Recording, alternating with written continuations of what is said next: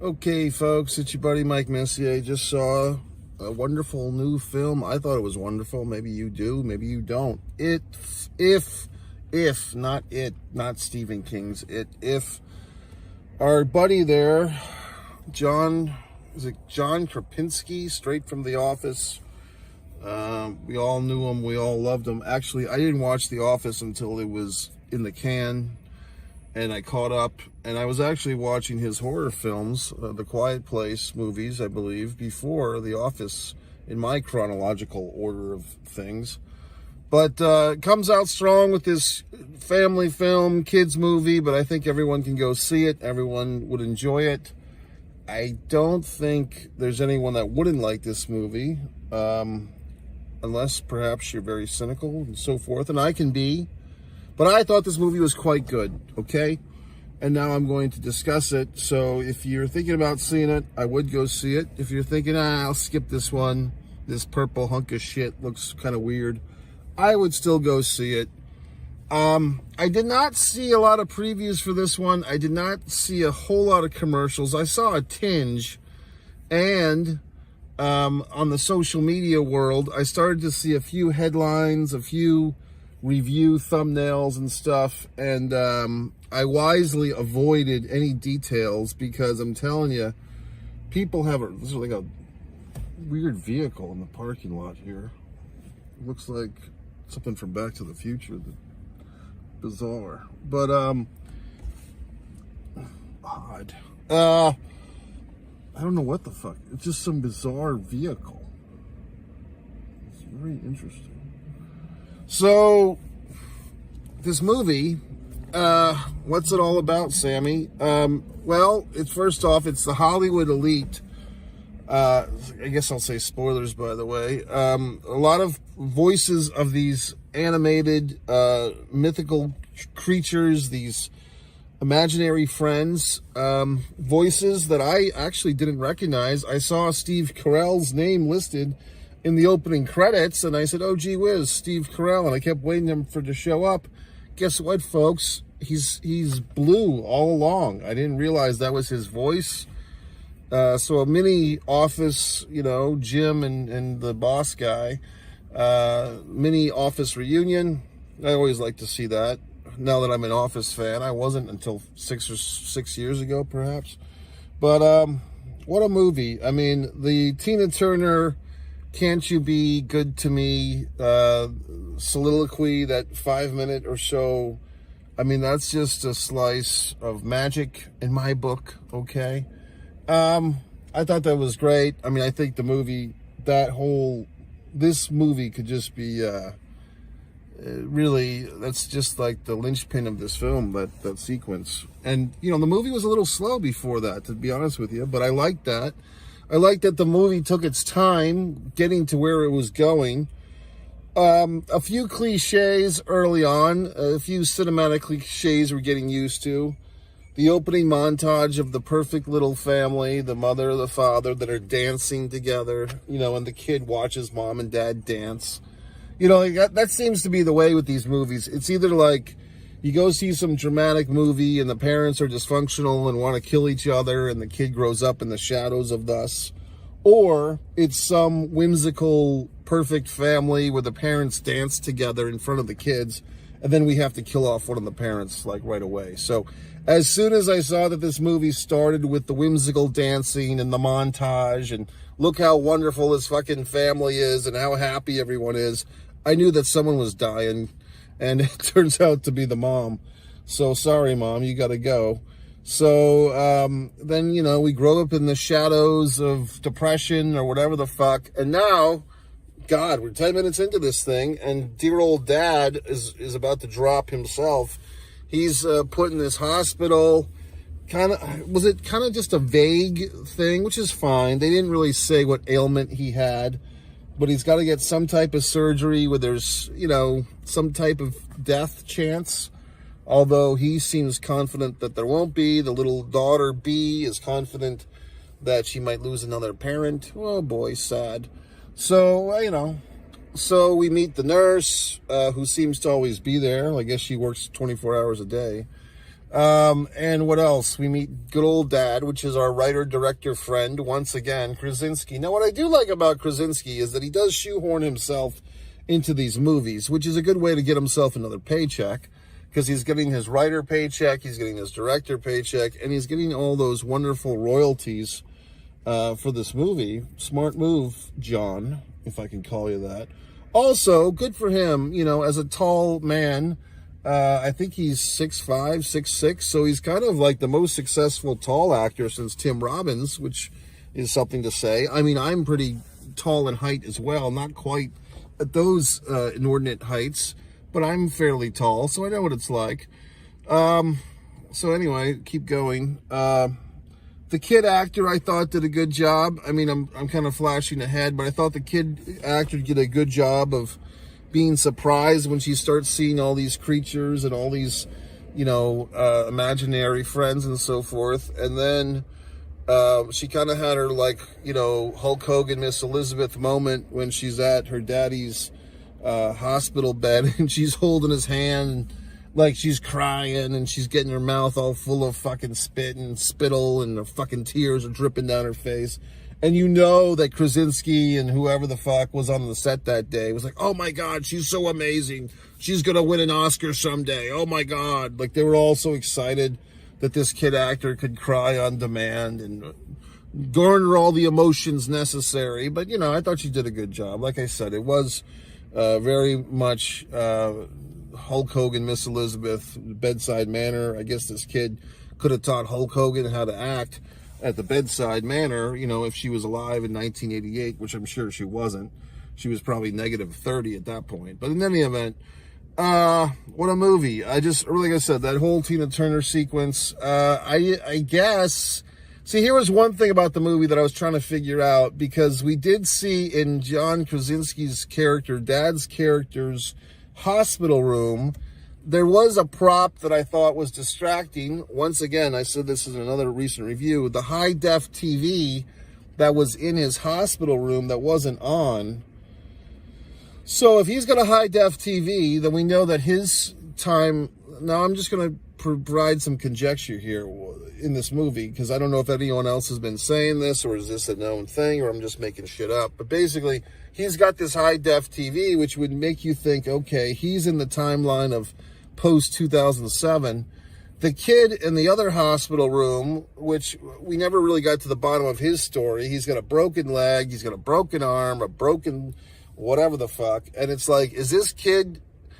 There are two possibilities with this kid. Either he's the victim of child abuse and he's getting his ass kicked by some asshole person who's beating this kid up and breaking all his bones, or he's got, like, the weak bone condition, you know, like people that there's a, I don't know what it's called, but I think there's one or two conditions like that where you have just very weak bones and you're just apt to, your bones just break. And I had a teacher in my childhood who she was walking around with like a cane sometimes, and she was always kind of in pain, and, like, you know, she explained to us one day, like, hey, you asshole fucking suburban kids, stop making fun of me, because this is my problem. I have this fucked up condition. So we all felt bad. Now, what else? So, yeah, we never figured out what's up with that kid. And we never really, like, there's some unanswered questions with this movie. I hope they don't force a sequel. I think this would be a good movie where 20 years from now, they could have a sequel. Like, kind of like, okay, we have this movie If, leave it alone, let it simmer for a generation or two. And kind of like the Willy Wonka, where, like, you know, the Johnny Depp Willy Wonka, I think, fell flat, but I think the recent Willy Wonka was fine. So I think you could revisit this movie, but give it 20 years. Like, let's play this game now, because now we're seeing this whole thing with these movies are having these sequels that are 20 years in the making with Top Gun Maverick and these other movies. Why not wait a generation to have a sequel to this movie? You know what I mean? Like, can we plan that? I mean, Krasinski, he's probably 45 or so. So, I mean, he'll still be alive in 20 years. And the B kid, if she's still acting, she'll be, you know, in her 30s, I guess. So we could do a nice sequel. So the big, once again, spoiler alert, the big surprise, see, I thought we were headed somewhere else. I thought there was a moment in this movie where the kid with the broken leg and the bad arm and everything, and he couldn't see any of the imaginary friends, but he said to the little girl, B, at the end of that sequence, but you're still my friend.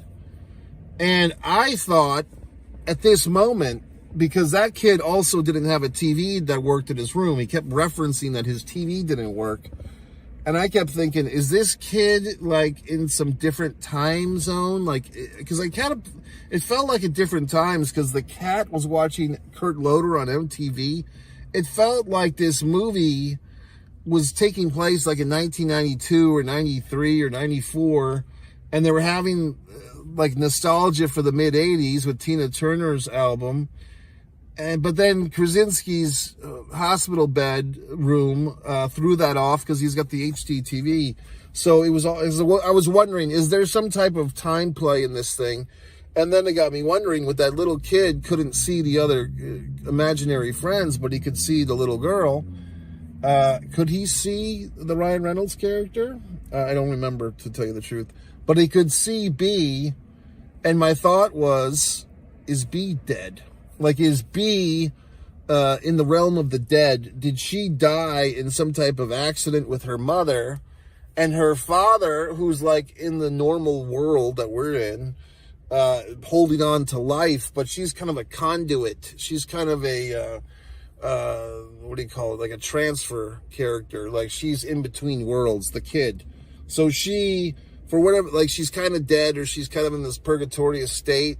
So I was thinking the big reveal, because I knew that we were headed to a big reveal. I mean, this is the type of movie that's like, okay, where's the big reveal? So I thought the big reveal that was basically that B was like some type of ghost, or B was a fucking imaginary friend. Like, B is actually dead, and now her fate is to be this, the kid with the broken legs imaginary friend. But then she has all these goddamn imaginary friends. So I didn't know what the fuck was going on. But I was thinking it was something along that. Not, spoiler alert, the big fucking reveal is, oh my God, the Ryan Reynolds character, who initially was a bit creepy when he's sneaking inside a 9-year-old girl's room. Okay, that was a little creepy. But this Ryan Reynolds character who we've come to know and love, and he starts off as a curmudgeon, and what the hell's going on with this character, and he's the only human among all these imaginary characters. It turns out he's an imaginary friend too. So he's the little girl's imaginary friend, and he's kind of like the pimp in the box for the other imaginary friends. So this kid's got quite the imagination, and the reason why Calvin was so somber earlier when he's first meeting this kid, or she's first meeting him, is because he's sad that she does not remember him. However, you could kind of make a fucking point here. How is she interacting with him if she doesn't remember him? Like, she has to remember him on some psychological level if they're palling around, right? So, I mean, like I said, this is not a perfectly tuned instrument of a film, but it's good enough to get you through, because all the emotions. Now, here's another wonderful thing, folks, because you find people in your comments have been saying, well, gee whiz, Mike, how do you have all these wonderful insights? Well, I've been in movies myself, okay, assholes. In fact, there's a children's movie, a kid's movie, that I'm in called Mr. Birthday that had some similar themes to this one, although Mr. Birthday was filmed 4 fucking years ago and is properly distributed, okay, and has some people you might know. My good buddy there, Eric Roberts is in it, and so forth. So Mr. Birthday kind of had a little bit of themes like this, but not quite. Like this movie obviously had a much bigger budget and so forth, although, Mr. Birthday, to its credit, is fully released. You can see it. But this movie obviously had a budget probably 100 times greater than that one, which is fine. But yeah, I did enjoy it. And once again, at the end of the movie, seeing all these Hollywood elite, all the people that people say they hate, the Hollywood elite, the Brad Pitts, the Amy Schumers, everyone hates all these people, yet here they are providing this entertainment. what's this vehicle now has got some type of thing going on. This vehicle has got some type of situation. It's like what the fuck is going on in this world? It's like this vehicle. I don't know if it's a security guard or whatever the fuck. We might have it's like a weird night in this parking lot. So anyway, I thought the movie was good. I enjoyed it. But yeah, all the Hollywood elites that everyone hates, they all did the voices for all these characters. And people always say shit like that. Oh, these Hollywood elites, they're such horrible goddamn people. Yet you go see the fucking movies they're in and they entertain your asses off, people. So what are you complaining about? So I liked the fucking movie. Amy Schumer as the fucking, the fucking gummy bear. I didn't recognize her voice. Like I said, I watched the whole goddamn movie waiting for Steve Carell to pop in, and he was the fucking blue thing all along. So, I mean, I guess they did a convincing job of convincing me, because I didn't recognize a lot of these Hollywood elites. Brad Pitt as Keith, I didn't even know who the fuck that was. Louis Gossett Jr. as the teddy bear, 93 years old teddy bear. That's wonderful. Okay, you might be saying, well, gee whiz, Mike, should I stick around to the end credits? I did. In fact, I really had to use the facilities, and I was, the theater was so close to the men's room, I could actually go to the men's room and still hear the end credits and come back in time to see that the only thing that happened after the official, roll credits were ended was a little nice tribute to Louis Gossett Jr. as the teddy bear. I didn't realize... I don't remember if I knew that he passed away, to tell you the truth, but apparently so, because it said in memory of. So there you go, folks. I got to give this one a big, strong rating. I think I'm going to give it a 4.5 out of 5. I could be cynical. I could just give it 4. I could just do whatever the fuck I want. If there was any type of feeling of, oh, this movie, maybe the music, and I just say this because it wasn't that the music was bad. It just felt like every other Pixar, Disney, family, big budget film where they have the whimsical orchestra music, the music that kind of like pushes every emotion. It just was very standard issue. I mean, no offense to the musicians. They did a wonderful job. But I just felt like it wasn't unique, okay, like the unicorn in this movie. Also, this is, I don't know if they're trying to make a product with this movie, trying to make action figures or stuffed plush dolls. They could make quite a killing with this movie, I would think, if they did make stuffed animals with these characters.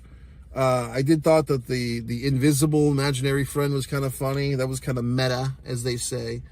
Who was my favorite? I thought the glass of ice, that's pretty inventive. Who the fuck has a glass of ice as an invisible friend? The invisible ice, when he's about to get drunk by Blue, he's like, this is my life in a nutshell. That's funny. What else? I don't know. You had your standard issue shit, like your fucking unicorns and your purple dragons and stuff. I'm trying to think if I had a particular favorite imaginary friend. I thought that the grandma's thing was kind of cool, like very specific, like this aristocratic broom or whatever the fuck she was, lady. I don't know. Maybe the glass of ice, just because it was kind of a cool, like, adults, like a glass of ice, that could be an adult's imaginary friend. What I was gonna say, which I'll say now, I don't think I ever had an imaginary friend. Maybe I have to go back to the deep recesses of my brain and remind myself.